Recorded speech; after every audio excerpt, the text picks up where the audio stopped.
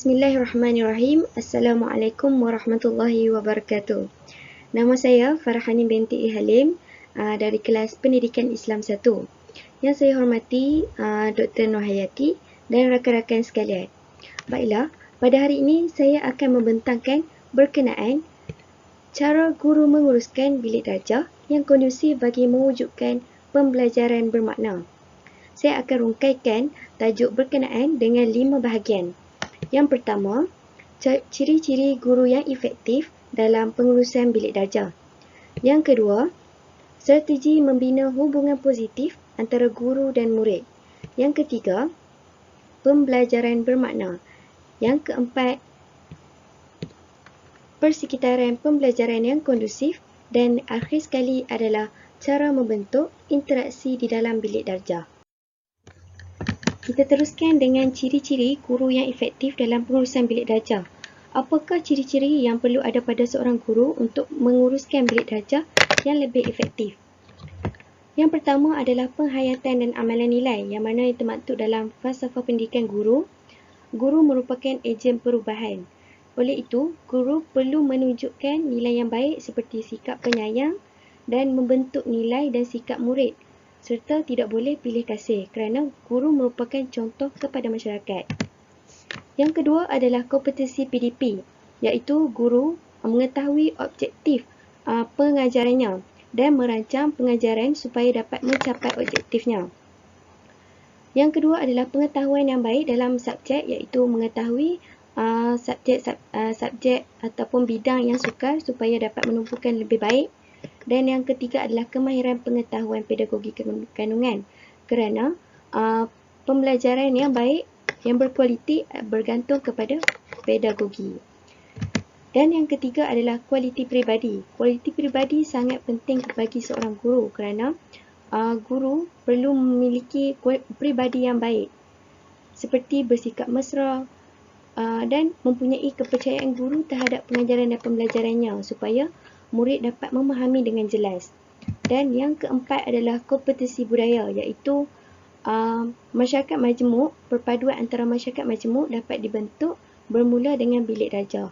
Oleh itu, guru perlu membentuk hubungan positif di dalam bilik darjah yang terdiri daripada murid pelbagai bangsa dan budaya, dan memahami, menghormati dan menghargai kepelbagaian budaya yang wujud di dalam kelas. Baiklah, seterusnya saya akan menerangkan strategi membina hubungan positif antara guru dan murid. Yang pertama, guru perlu mengingat nama murid kerana murid akan merasa dihargai dan lebih cepat untuk membina hubungan positif terhadap murid tersebut. Yang kedua adalah menyemai semangat cinta bilik darjah, iaitu menceriakan bilik darjah supaya murid akan lebih seronok untuk belajar.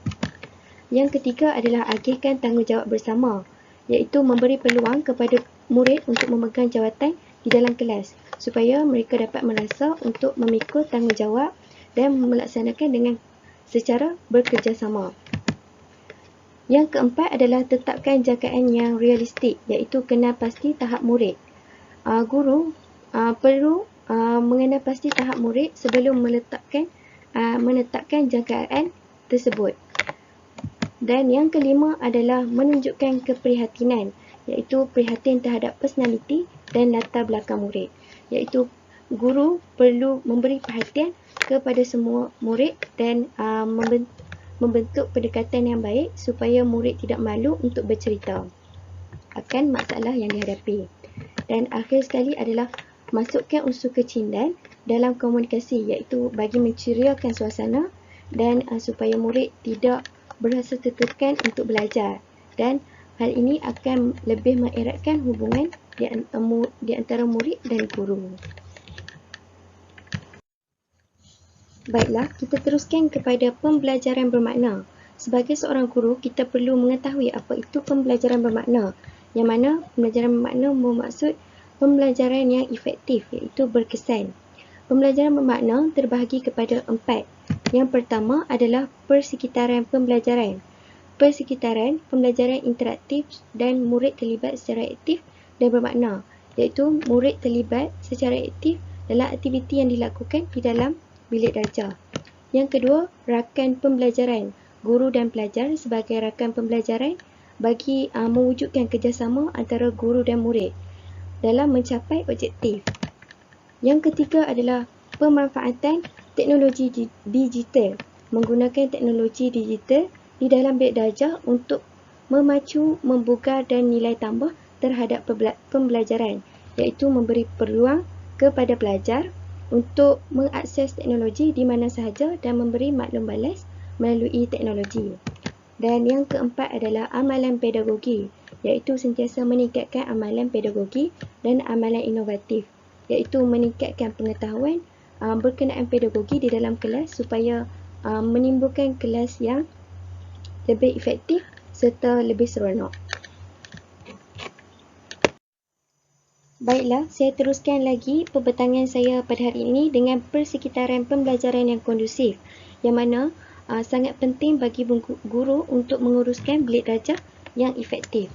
Yang pertama adalah persekitaran fizikal yang dapat kita lihat. Contohnya, guru memanfaatkan papan kenyataan, pencahayaan, pengudaraan dan perabot yang baik dan memastikan kebersihan ruangan kelas terjaga supaya pengalaman pembelajaran murid akan lebih baik dan berkesan.